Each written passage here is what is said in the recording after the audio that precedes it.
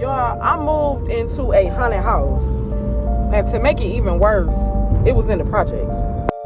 So in like March or April of 2023, I moved into a townhouse down the way on 33rd, y'all.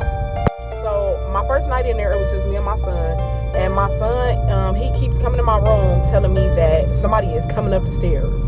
Like, his room was the first room when you got to the top of the stairs. So like, when you got up there, you turn right, it was his room, and in the middle was mine. He keeps coming in my room, like the first night we in there, he like, yeah, mommy, I think somebody is at the bottom of the stairs. I think, someone's coming up the stairs, or they're either like, at the bottom of the stairs, but I keep hearing somebody on the stairs. So I just try to reassure my son, like, oh, you know what, maybe you just hearing like the house settle, or maybe you hearing the neighbors, because we do live in a townhouse. He would not go to bed. He just insisted that somebody was on the stairs. So I just let him sleep with me, and I closed my door and just went on about my night.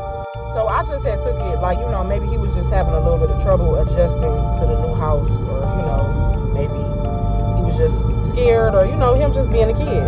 Y'all, after that, shit just started getting weirder. So this is like one night, a couple weeks later, I leave home, and I left my phone at home. And so my location is showing that I'm at home, but I'm not answering my phone or nothing like that. So my friends got worried, and they went to my house to look for me. Like, they go there. Once they get there, all the lights is off in the house. My car not outside or whatever. So they're like looking in the house. They're looking in the kitchen window. Y'all, they say as they looking in there, they can see somebody like walk from the kitchen into the living room, but they can only see like the bottom half of his body. They cannot see. They see it's a boy, and they say he had on like black sweatpants and with like a white line in the middle. And they say he had on like tennis shoes, but they could not see nothing above his torso. So they're like, oh, Jay, Jay dude must be over there or something, and she just maybe not accept the company or whatever. So they just brush it off and they leave.